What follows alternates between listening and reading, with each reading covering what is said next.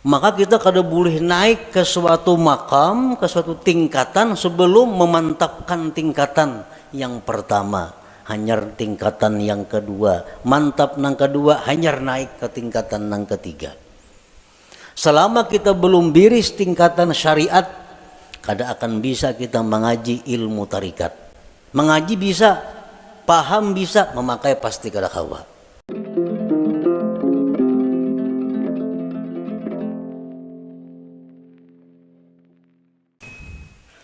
Para muhibbin rahimakumullah, sebelum kita membaca kitab Al-Hikam,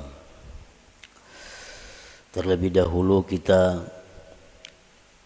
mengenal bahwa kitab Al-Hikam ini dikarang atau disusun oleh seorang waliullah, yaitu Ahmad bin Muhammad bin Abdul Karim bin Abdurrahman bin Abdullah bin Ahmad bin Isa bin Husain ibni Athaillah, dan beliau wafat pada tahun 709 Hijriah di Kahirah, Mesir.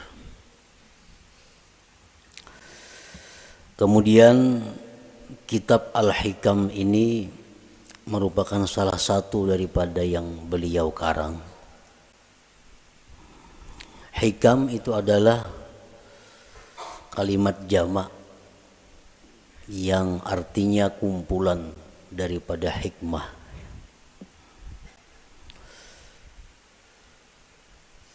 Syekh Muhammad Hayat As-Sindi mengatakan bahwa di dalam hikam itu ada 264 hikmah. 264 hikmah itu terkumpul di dalam satu kitab sehingga dinamai kitab itu adalah Al-Hikam. Nah, mengenai hitungan berapa hikmah yang ada di dalam kitab Al-Hikam itu bermacam-macam para ulama menghitungnya. Ada yang mengatakan jumlah hikmah yang ada di dalam hikam itu berjumlah 264, ada yang mengatakan 275, dan ada yang mengatakan lain pada yang demikian.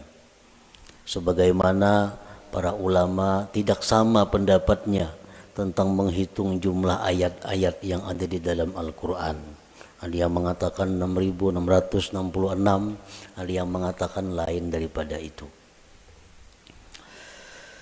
Para muhibbin rahimakumullah, kemuliaan dan kehebatan kitab Al-Hikam ini sampai-sampai dikatakan oleh sebahagian ulama, lau jazatis salatu bi syai'in ghairal Qur'an la jazat bi Hikam ibni Athaillah. Andai kata di dalam sembahyang itu boleh kita membaca selain Al-Quran, waktu qiyam, waktu berdiri, itu kan hanya Quran yang kita baca, surat Fatihah dan surah yang lain. Andai kata boleh diganti dengan yang lain, niscaya kitab Hikam ini patut dijadikan penggantinya. Niscaya kitab Hikam ini boleh untuk dijadikan penggantinya. Kenapa demikian? Karena kehebatannya dalam lapas susunan kata-katanya dan makna-maknanya mengandung ilmu-ilmu yang bermanfaat bagi mereka yang membaca dan memahaminya. Para muhibbin rahimakumullah, kitab Hikam itu satu matan yang banyak disyarahkan oleh para ulama. Berpuluh-puluh macam kitab syarah Hikam. Intinya adalah menguraikan seluas-luasnya apa yang terkandung di dalam hikmah per hikmah yang ada di dalam kitab Hikam itu. Nah, oleh karena itu di dalam kesempatan kita membaca kitab Hikam ini, ulun kada mengambil kepada satu kitab syarah hikam tertentu. Jadi artinya kita membaca matannya, kemudian kita ambil dari beberapa syarah-syarah yang ada yang telah dikarang oleh para ulama itu. Para muhibbin rahimakumullah. Al-hikmatul ula, hikmah yang pertama di dalam kitab hikam, min alamatil i'timad 'alal amal nuqsanur raja inda wujudiz zalal. Nah, ini kalimat hikmah yang pertama di dalam kitab hikam itu. Min alamatil i'timad 'alal amal nuqsanur raja inda wujudiz zalal. Artinya,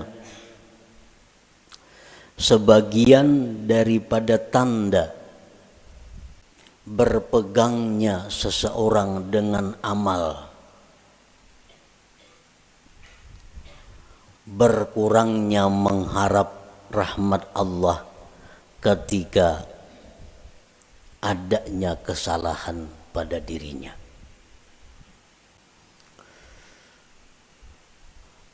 Apabila kita melakukan satu dosa, apabila kita ketinggalan satu wirid yang rutin, nah kemudian kita merasa jauh dari rahmat Allah, kita merasa jauh daripada kasih sayang Allah, itu menunjukkan bahwa kita namanya berpegang dengan amal.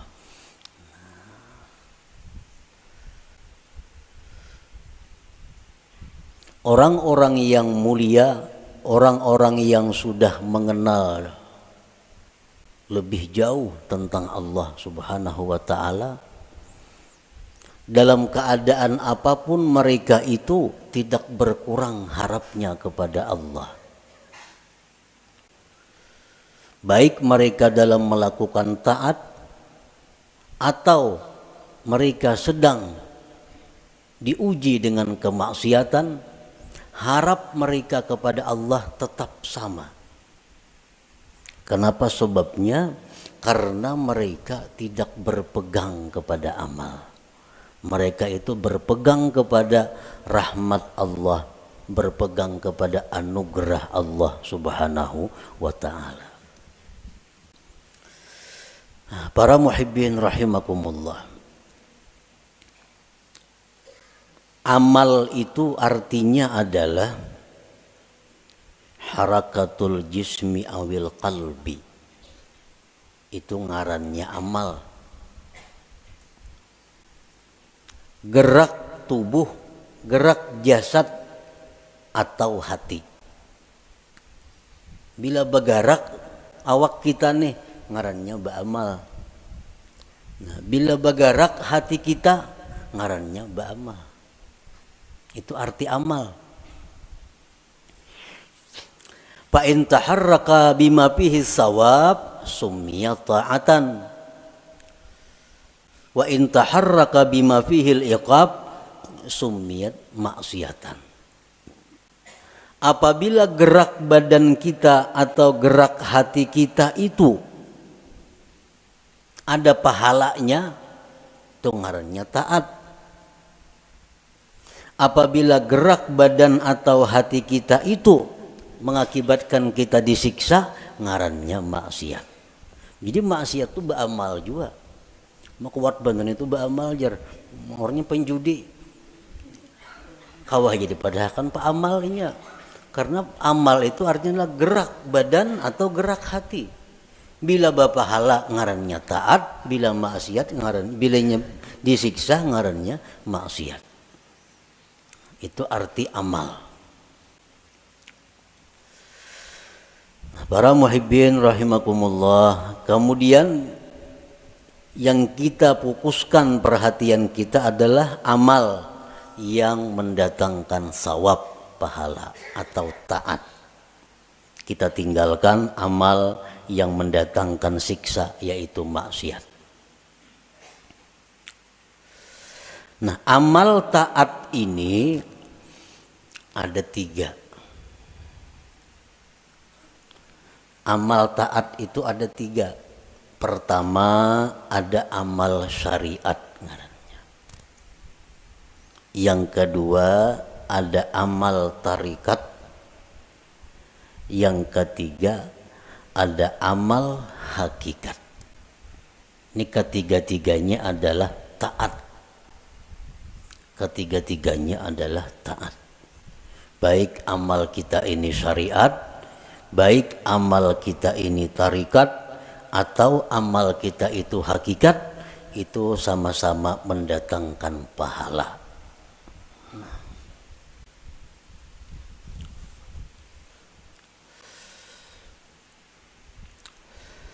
Amal syariat untuk apa? Para ulama tasawuf mengatakan amal syariat itu gunanya li islahil jawarih, untuk membaguskan anggota tubuh kita. Membaguskan mata, membaguskan telinga, membaguskan mulut, membaguskan tangan, membaguskan kaki. Itu disebut adalah amal syariat. Kayak apa mata supaya bagus? Jangan memandang yang diharamkan Allah. Kayak apa mulut nang bagus? Jangan berkata-kata yang dilarang Allah. Kayak apa batis nang bagus? Jangan melangkah kepada jalan yang diharamkan Allah. Kayak apa tangan nang bagus? Jangan menjamah atau menyentuh yang dilarang Allah. Nah, membaguskan anggota-anggota tubuh kita ini, itu urusan amal syariat ngarannya.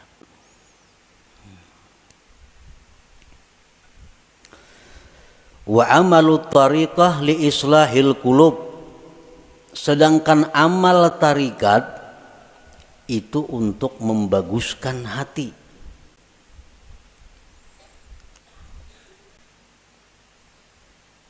Amal tarikat itu gunanya adalah membaguskan hati. Kayak apa supaya hati jangan sombong, itu urusan amal tarikat yang membaguskan. Kayak apa hati supaya jangan ria, itu amal tarikat yang membaguskan. Kayak apa hati supaya jangan dengki, itu urusan amal tarikat yang mengurusnya. Nah, jadi amal tarikat itu adalah gunanya untuk membaguskan hati. Wa amalul hakikah li islahil arwah, sedangkan amal hakikat itu untuk membaguskan arwah. Nah, membaguskan roh. Kayak apa roh kita ini supaya bagus? Roh nang bagus tuh nang kayak apa? Roh nang bagus tuh roh yang mengenal Allah. Roh yang bagus, roh yang mengenal Allah. Nah, kayak apa supaya roh kita ini bisa mengenal Allah? Itu urusan amal hakikat nang maaturnya. Urusan amal hakikat nang menuntunnya kepada demikian itu. Nah, jadi kita 3 amal yang perlu kita laksanakan. 1, amal syariat supaya zahir tubuh kita ini bagus. Yang kedua, amal tarikat itu kemudian dilaksanakan supaya hati kita bagus. Dan yang ketiga, amal hakikat kita lakukan agar roh kita ini bagus. Nah, para muhibbin rahimakumullah. Amal syariat fungsinya untuk membaguskan anggota tubuh.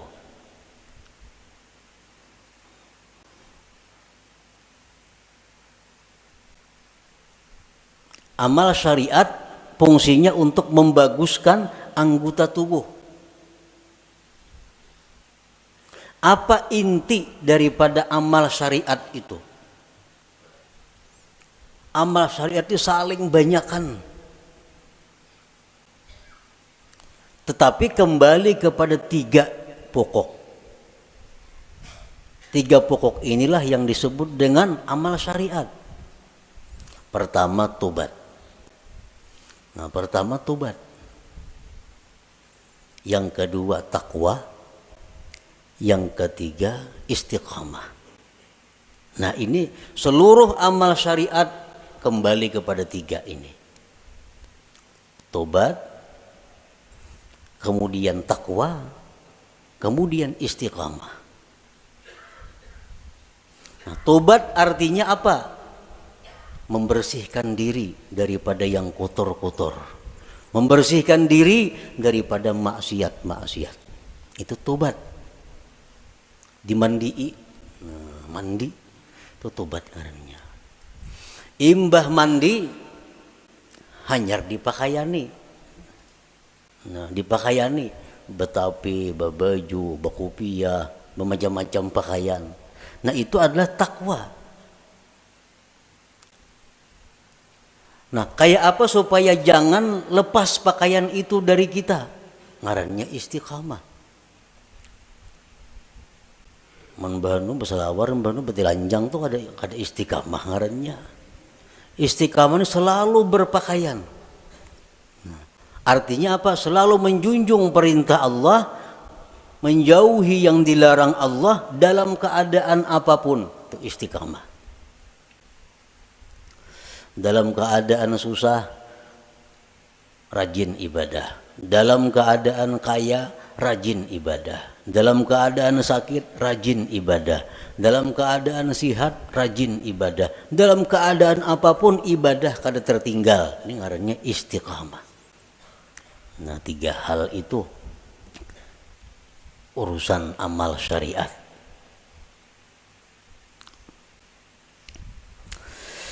Nah, kemudian amal tarikat.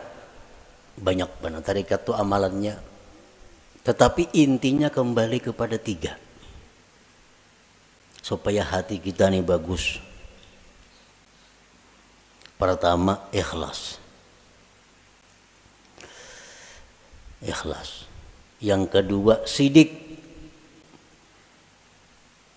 Yang ketiga, tumakninah. Nah, ini intinya. Seluruh amal tarikat buliknya kenang 3 ini. Bila yang 3 ini bisa kita laksanakan, maka kita sudah mempunyai amal tarikat ngarannya. Berarti sudah punya hati yang bagus. Pertama, ikhlas. Nah, yang kedua, sidik. Setiap orang sidik pasti ikhlas. Orang ikhlas belum tentu sidik. Jadi sidik itu lebih tinggi kedudukannya daripada ikhlas.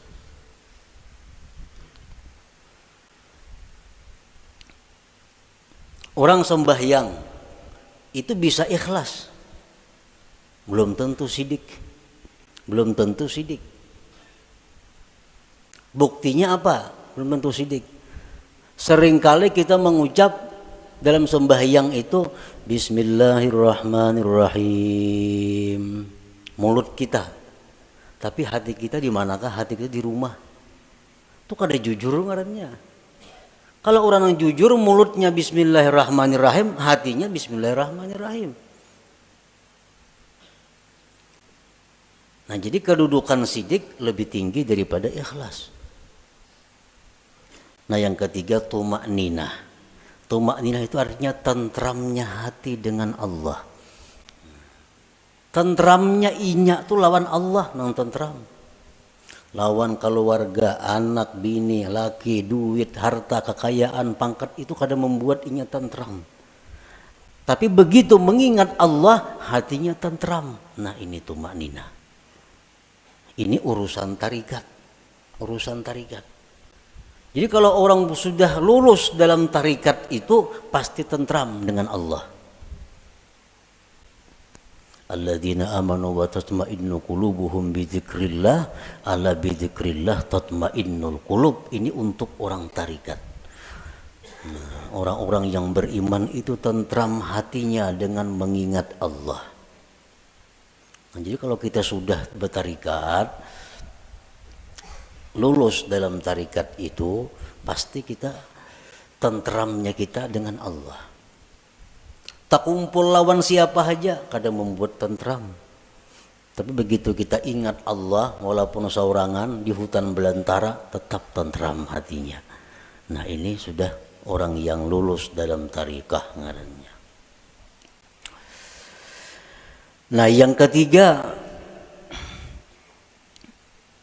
hakikat, amal hakikat. Hakikat tadi gunanya untuk membaiki roh. Roh yang baik itu roh yang kenal Allah. Nah, kayak apa roh kita ini supaya kenal Allah? Itu urusan amal hakikat, pekerjaan hakikat. Dan inti pekerjaan hakikat itu kembalinya kepada tiga. Pertama, murakabah. Nah, murakabah. Murakabah itu artinya merasa dirinya selalu diawasi oleh Allah. Nah, merasa ditilik oleh Allah. Merasa diperhatikan oleh Allah.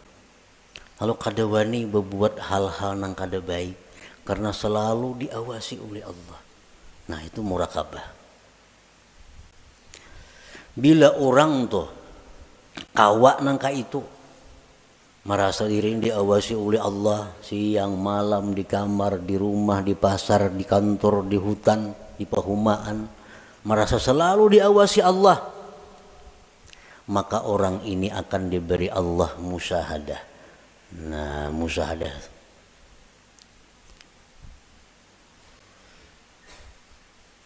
Bila orang itu sudah musyahadah lawan Allah, ngarannya ma'rifat lawan Tuhan. Jadi amal hakikat ini tiga, murakabah, musyahadah, ma'rifat. Itu amal hakikat ngarannya.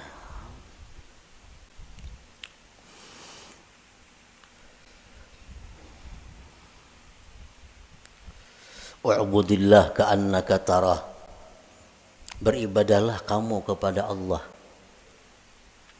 seolah-olah engkau itu melihat Allah. Nah, itu musyahadah. Beribadahlah engkau melihat Allah. Itu musyahadah ngarannya. Tapi fa illam takun tarah, jikalau engkau belum mampu melihat Allah, fa innahu yarak, Allah melihat engkau. Nah, itu murakabah ngarannya. Kalau kita merasa dilihat oleh Allah siang, malam, bisukan, kamarian, dimanapun merasa dilihat oleh Allah, itu ngarannya kita murakabah. Satu saat kalau kita terus menerus demikian, kita akan musyahadah. Kita akan musyahadah. Bila musyahadah itu diberi ma'rifat ujung-ujungnya. Nah, amal hakikat itu tiga macam. Murakabah, musyahadah, ma'rifah. Nah, para muhibbin rahimakumullah. Jadi amal ada tiga. Amal syariat, yang pertama kita laksanakan amal syariat. Tobat, takwa, istiqamah. Supaya apa? Zahir tubuh kita bagus. Yang kedua, amal tarikat. Supaya hati kita baik.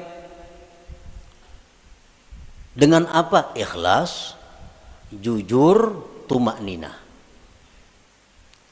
Tentram dengan Allah. Yang ketiga, amal hakikat, supaya roh kita ini baik. Nah, murakabah, musyahadah, ma'rifat. Para ulama sufi mengatakan la yasihul intiqal ila maqamin hatta yuhaqqika ma qablah. Tidak sah seseorang itu berpindah ke suatu makam, ke suatu amal, ke suatu perbuatan sebelum memantapkan sebelumnya. Sebelum mantap nang pertama jangan berpindah. Nang pertama apa tugas kita? Syariat. Amal syariat. Nah, jangan hendak masuk ke amal tarikat amun ini belum mantap. Jadi apa yang harus kita mantapi terlebih dahulu? 3 perkara. Tobat, takwa, istiqamah. Nah 3 ini diurus. Bila 3 ini kita sudah mantap, nah hanya kita naik ke amal tarikat. Pertama tobat. Jadi pengertian tobat ini jangan kita beranggapan bahwa nang batubat itu orang-orang periman nang perlu kada. Kita ini perlu kepada tobat. Jangan dianggap orang nang tengah jalan itu nang harus bertobat. Jangan orang-orang nang kada karuan itu kita anggap inya perlu bertobat. Sebenarnya kita sendiri mesti selalu tobat. Kita tiap hari mesti tobat. Kita merasa kadang-kadang orang aja yang perlu bertobat, seorang kada perlu, asa baik. Nah ini nang kada mau naik kelas, umuran itu aja. Kenapa? Karena bila merasa tobat orang nang perlu bertobat, seorang ini asa bujur sudah. Pada tobat itu perlu setiap orang, walaupun lain-lain bentuk tobatnya. Sebagian orang ada yang mesti tobat daripada kafir. Sebagian orang ada yang perlu tobat daripada dosa besar. Sebagian orang ada yang perlu tobat dari dosa kecil. Sebagian orang ada yang perlu tobat daripada makruh. Tobat daripada khilaful aula yang kurang baik. Jadi setiap manusia dengan tingkatan apapun itu mesti tobat.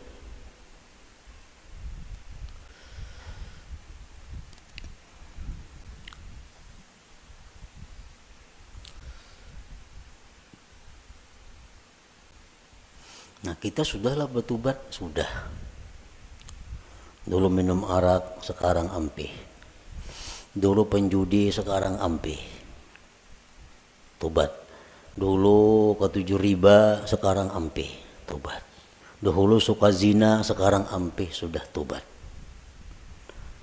Nah cuma tahukah kita tobat kita itu diterima atau kada?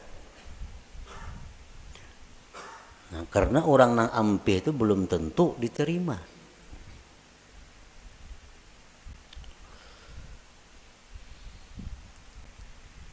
Intinya adalah diterima. Apakah tobat kita itu sudah diterima oleh Allah atau belum? Nah ini yang kada tahu. Maka kita kada boleh naik ke suatu makam, ke suatu tingkatan sebelum memantapkan tingkatan yang pertama, hanyar tingkatan yang kedua, mantap nang kedua, hanyar naik ke tingkatan nang ketiga. Selama kita belum biris tingkatan syariat, kada akan bisa kita mengaji ilmu tarikat. Mengaji bisa, paham bisa, memakai pasti kada kawa. Memakai pasti kada kawa. Mau kada kawa.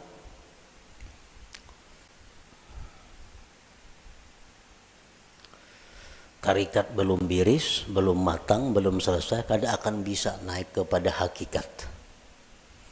Maka dengan hakikat itulah kita bisa dapat kepada ma'rifat.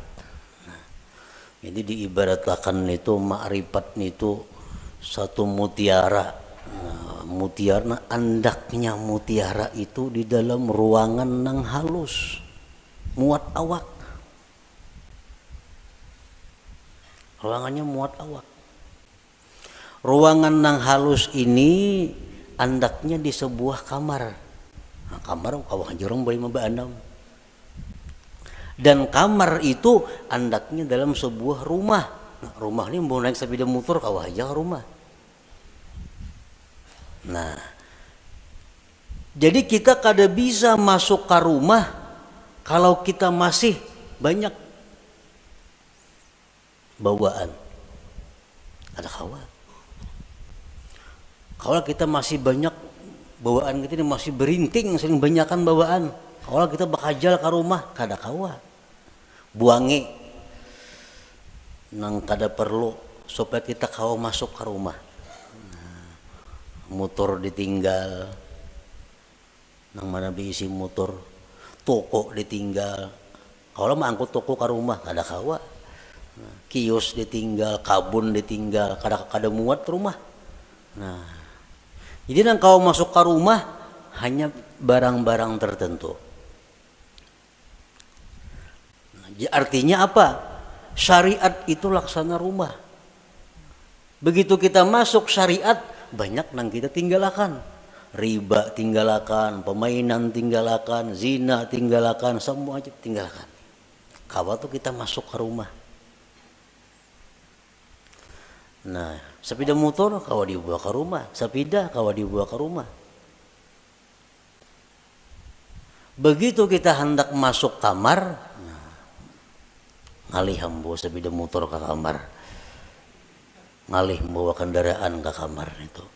Pas ditinggal di luar kamar, bakal karasan kada kawa bahanjuran. Nah, sama halnya kita ini kalau hendak masuk kepada tarikat, buangi gawian-gawian yang lain-lain supaya kita muat bandak di situ. Nah, hendak masuk pulang ke hakikat, halus kamarnya muat awak, jam tangan gin dipacul kada kawa. Kacamata santuk pacul juga. Nah, muat beti lanjang aja kawa lagi. Nah, hanyar kawa kita masuk ke kamar nah halus tuh untuk mengambil yang berharga yaitu mutiara atau ma'rifat itu. Nah, itu artinya kita kada kawa melangkah ke situ kalau sebelum matang nang pertama. Nah, syariat ini nang dibiriskan terlebih dahulu.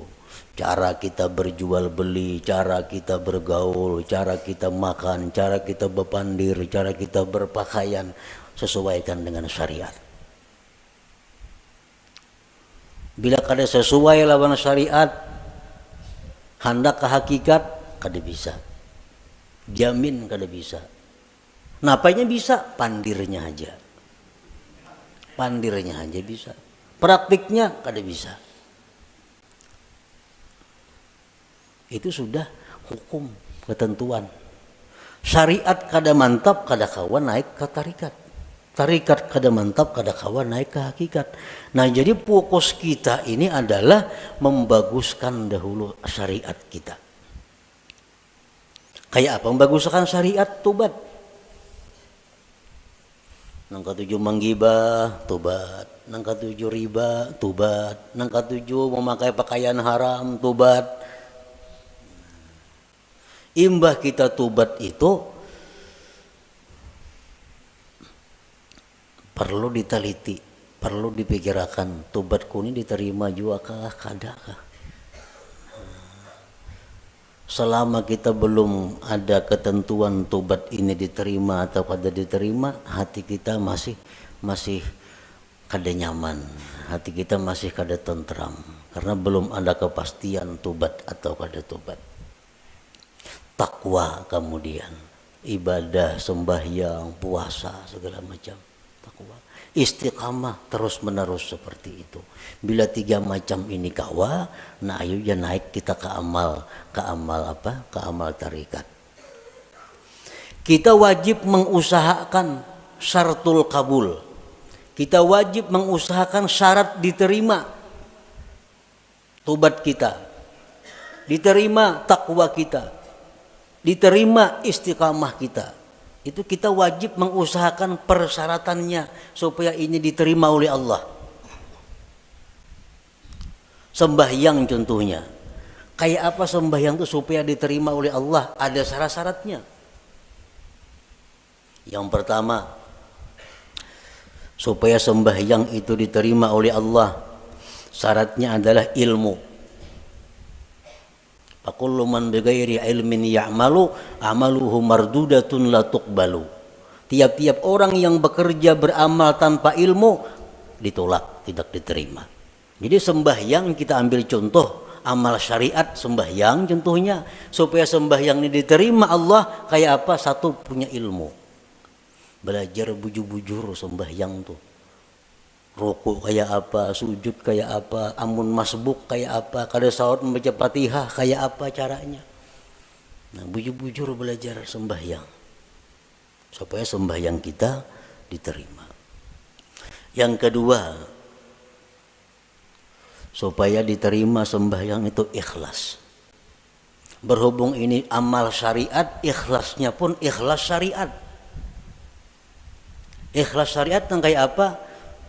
Sembahyang mengharapkan surga, sembahyang karena takut lawan api neraka, ikhlas menurut syariat. Sembahyang kita mudahan masuk surga dengan itu syariat, bujur, ikhlas. Kenapa sembahyang? Takutan kalau pindah ke neraka mati, itu ikhlas dalam syariat.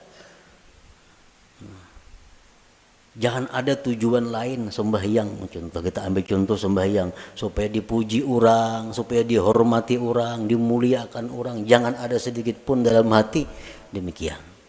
Ikhlas. Yang ketiga, syaratnya diterima itu sembahyang atau amal-amal ibadah lainnya, muwafaqatus syurut wal arkan wal adab. Sembahyang kita ini sesuai syarat. Penuhi syarat-syaratnya apa? Rukun-rukunnya apa? Adabnya apa? Orang nak sembahyang mesti berwudu, suci daripada hadas najis, menutup aurat, menghadap kiblat, masuk waktu. Nah, penuhi. Bersihin najis, sucikan hadas dengan wudu, tutup aurat, tunggu waktu sembahyang, bila masuk hanyar sembahyang. Nah, itu syaratnya sudah biris. Syaratnya biris, rukunnya, rukun sembahyang. Ruku kayak apa, bacaan Fatihahnya kayak apa, sujudnya kayak apa, sesuaikan dengan aturan. Embah itu pulang adab. Walaupun sembahyang ini syaratnya cukup, rukun cukup, tapi kada beradab, itu bisa kada diterima.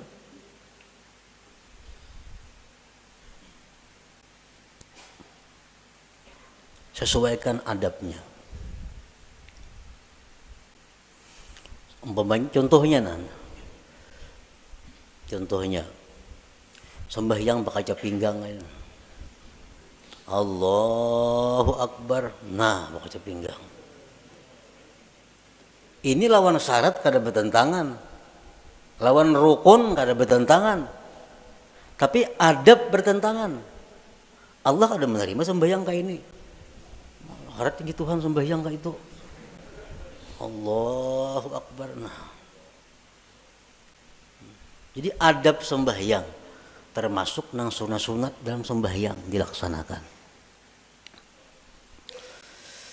Yang keempat, ada mubtilat wal mukrihat wal makruhat.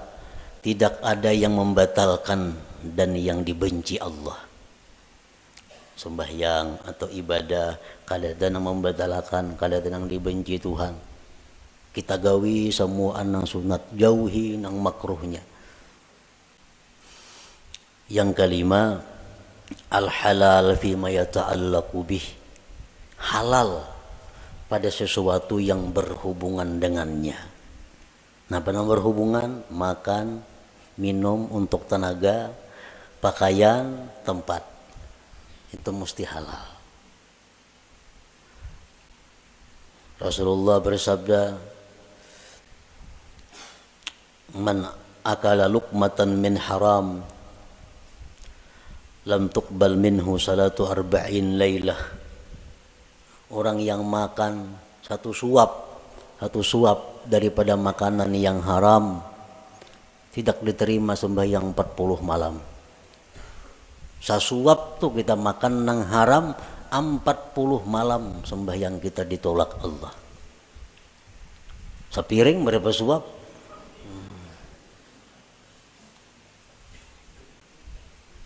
Nah, ini urusan amal syariat.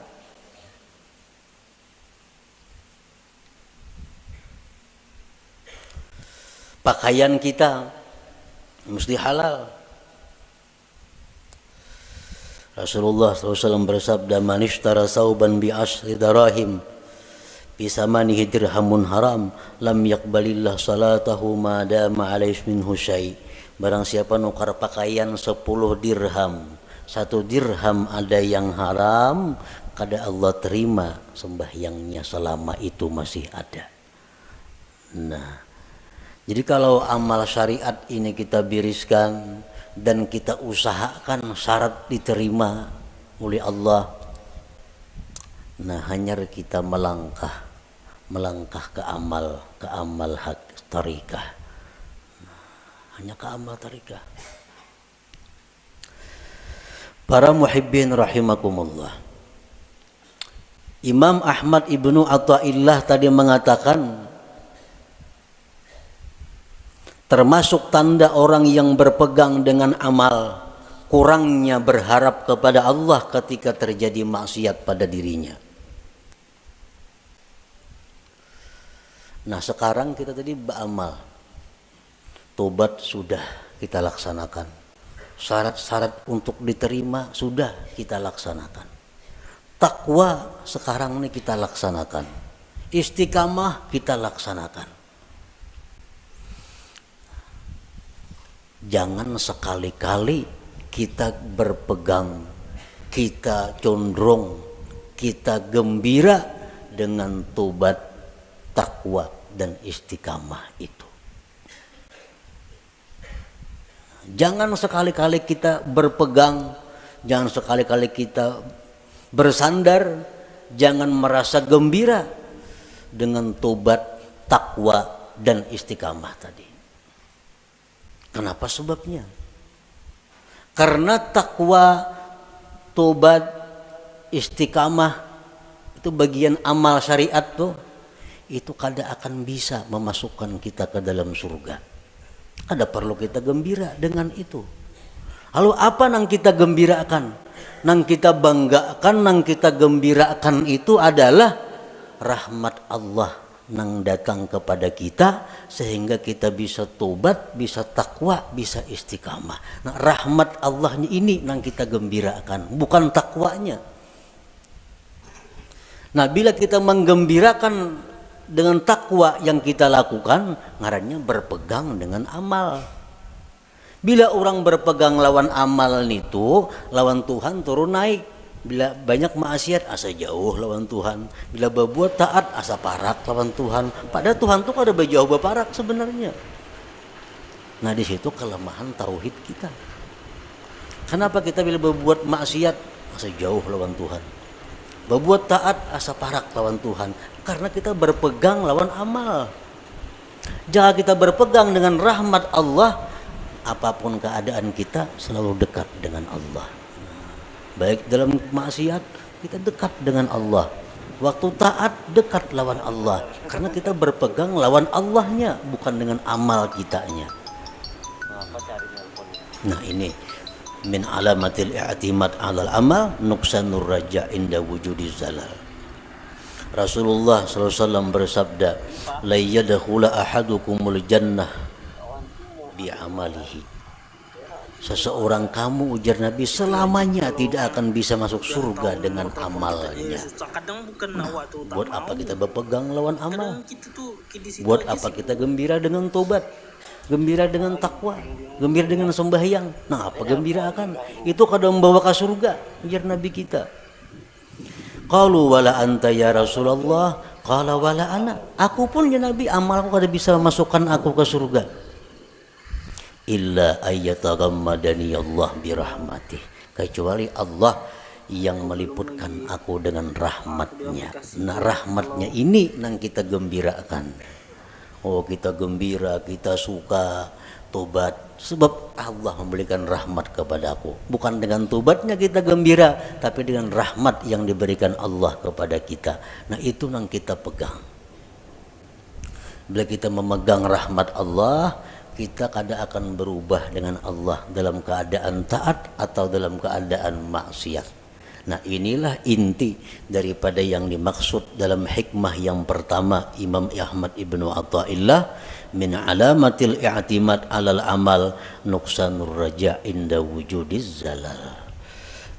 Tanda orang yang berpegang dengan amal, kurang berharap, rasa jauh bila mana dia maksiat kepada Allah, padahal kada boleh itu. Jadi kita dalam taat dekat dengan Tuhan. Kita waktu maksiat pun jangan merasa jauh lawan Tuhan, tetap dekat dengan Tuhan.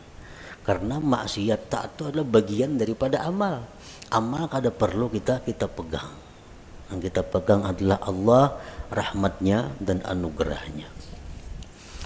Nah kemudian sesudah itu al-hikmatus saniyah, hikmah yang kedua daripada Imam Ahmad ibnu Athaillah, iradatuka tajrid ma'a ikamatillah iyyaka bil asbab minasyahwatil khafiyah wa iradatukal asbab ma'a ikamatillah iyyaka bit tajrid inhitatun anil himmatil aliyah. Nah